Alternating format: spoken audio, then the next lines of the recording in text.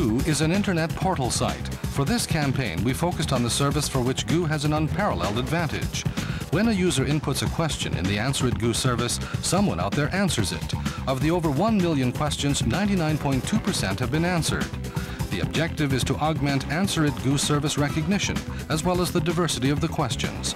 The following is an example of a question. Without knowing it, I accessed an adult porn site where I was automatically registered. They are now saying that I have to pay 29,000 yen in 3 days, or they will demand late fees. I got scared and I turned it off immediately, but do I really have to pay this? It is quite difficult to communicate through a television commercial that someone out there will answer this type of question. Therefore, we decided to use posters at train stations as our major form of media, an unprecedented feat to achieve this objective.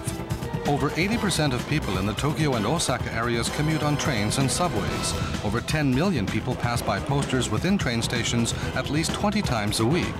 The problem was whether they would or would not look at the posters. Even if a high-quality poster is created, it would be drowned out by the mass of other posters, therefore poorly recognized.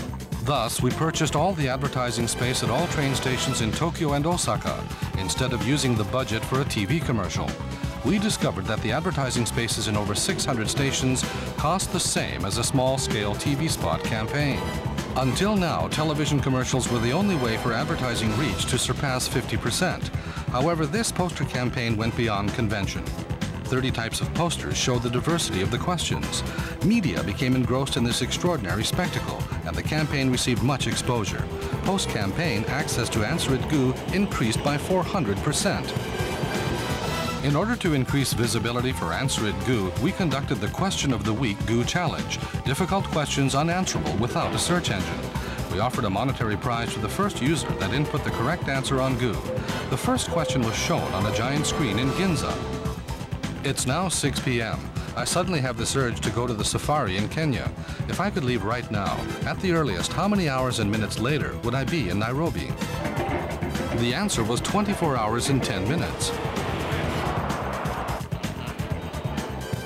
The second question was placed on a billboard only visible from the Yamanote Line trains.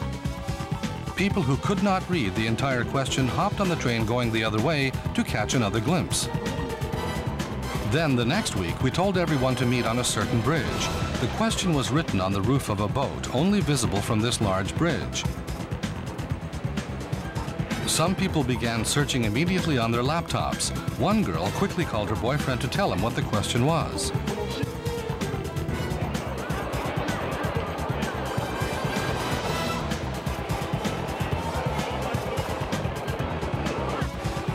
Finally, a question was written in the sky.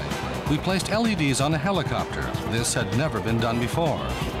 Hordes of people gathered looking up into the sky in Shibuya. Other people stopped and stared at this mass of people looking up at the sky with PCs in their hands. This unique method of providing questions to be answered from land, sea, and air was the popular topic, not only in the media, but also by word of mouth and the internet. This campaign lasted for 7 consecutive weeks. Lastly, the Answer It Goo Championship took place. Round 1. The winners of the 7-week campaign, as well as 500 others chosen by a draw, came together.